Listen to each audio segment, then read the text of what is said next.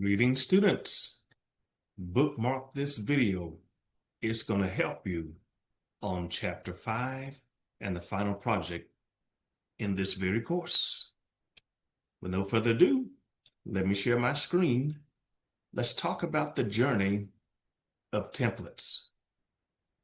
To begin with, why do we use templates? Why are they so important?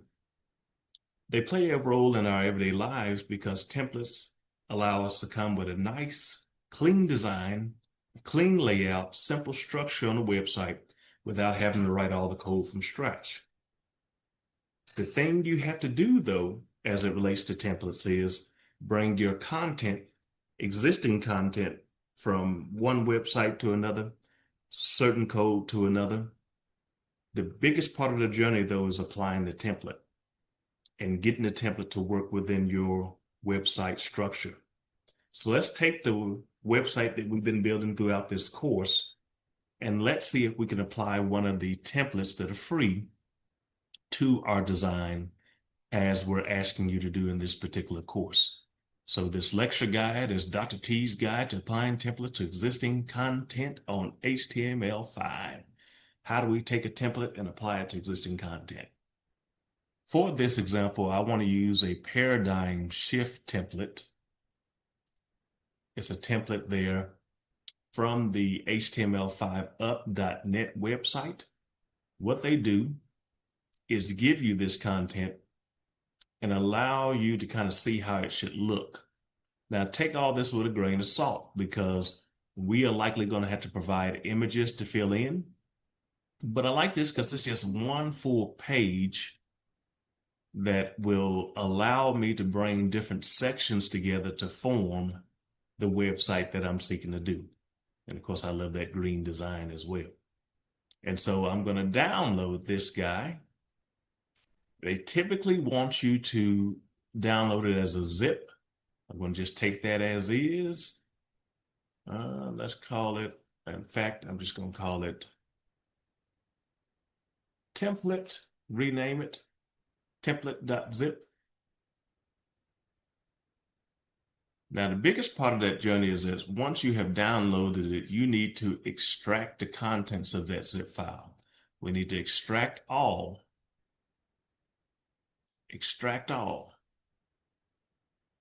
And you're now working with these content here from the template. This content must live on the live server. And notice that I'm not working on the zip file. I'm not working on the zip. I'm working on the actually extracted folder here. This content must live on our server in order for it to affect change, in order for us to be able to work with it and as well. I don't want to replace my existing index, so I'm going to make the template its own subfolder. I'd love to be able to just do this. Let's see if we can just drag and drop my whole template folder to that web folder, if it'd be kind. Aha, that's even better. Because I hope it's going to be uploading all that content. Yes, all the assets, all the images, all these files that relate to the template, including the license about usage on this. The cool thing about what I just did is we bought in a base website. We bought in a base template to our website. We just had to be consciously aware about how to link to it. In this particular website system, I have this index page that we started our journey with. I'm going to add a link to the template website right back over here as I begin transitioning these various pages over to it. So, for instance, I'm going to say right here that I need a new link in our menu, and he's going to go to what I like to call template.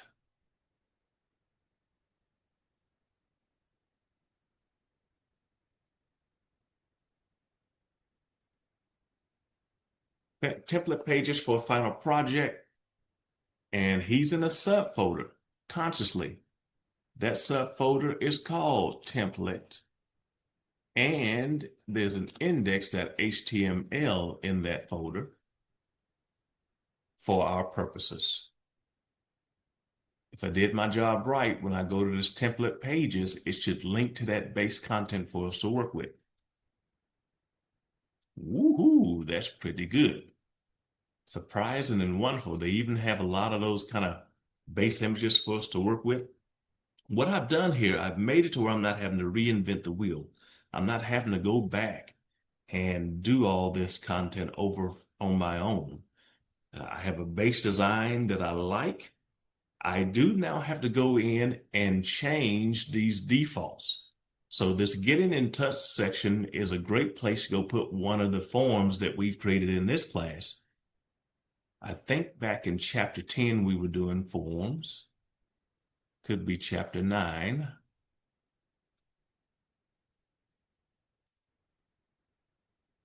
Yes, in chapter 7. In chapter 7, we had a form, and this is its content. I'm going to go into the body.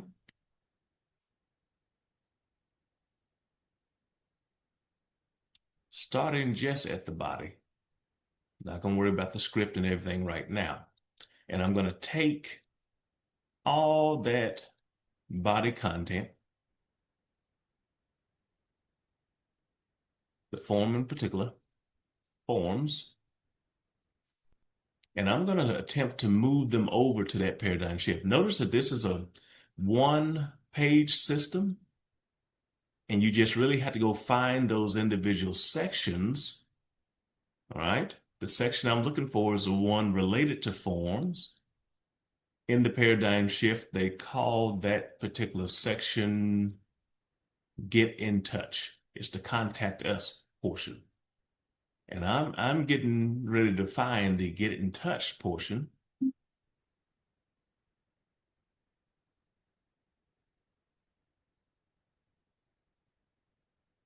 It is Get in Touch label.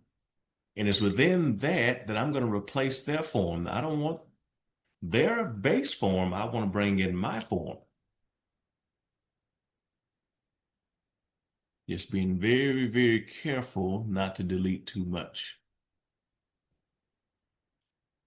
See, the form begins here and the form ends there. That's probably a safe area for me to be able to paste over content. And this is all experimental. I want y'all to see me working through this live, moving existing content to a new system. All right. Not so bad, not so bad, because we had navigation as existed there. In this system, their navigation is over on the side and typically a hamburger menu. But I was just bringing that in apples to apples to kind of see how that works. And you typically don't need a lot of navigation because it's just all one big page system here. But what they like to do, I think, even in this one, is if you want to go to certain sections, you just kind of arrow down to them and kind of scroll. It's a continuous scroll system is what this is designed to do. But still, that doesn't mean we can't bring in our own navigation as I've done right here in this particular level. I started bringing my own navigation menu. If I wanted to, I can go to the different sections between that. But I do need to also bring in the code that I didn't bring in as it relates to in chapter number 7. Remember that it also had a lot of JavaScript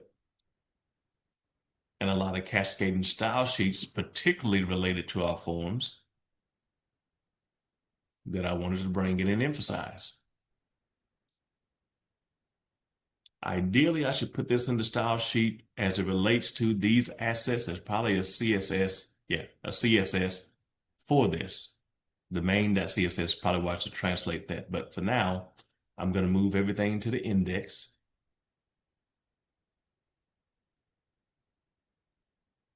And put that right at the end of the head.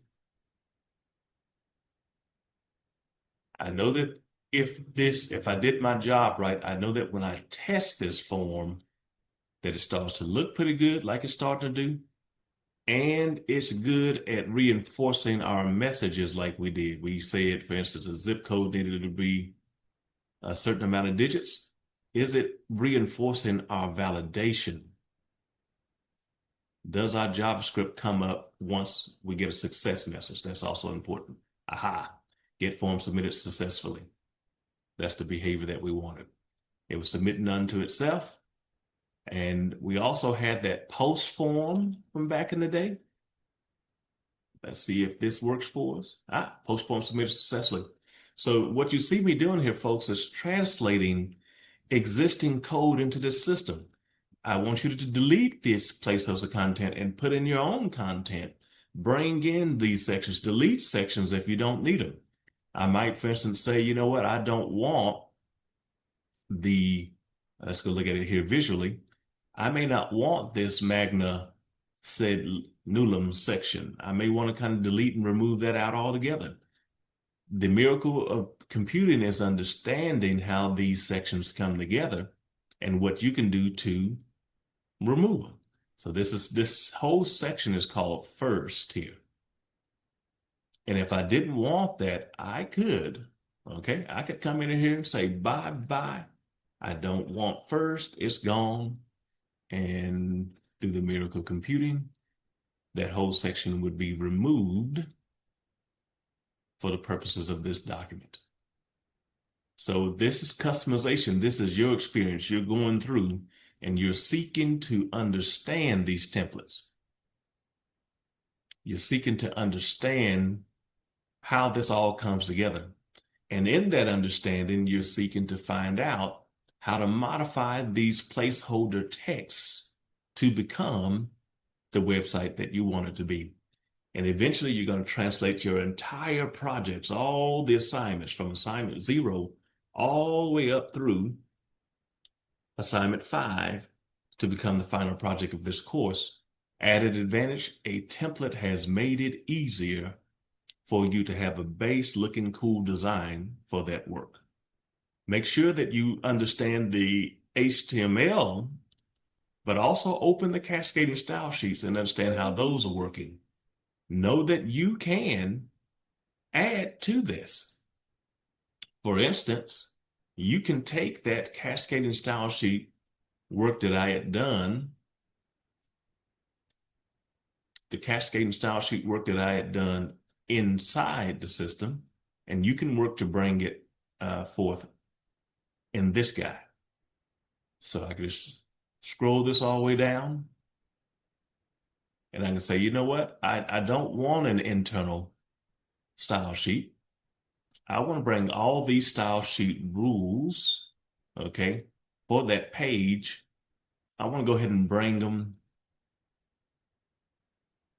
to the main.css.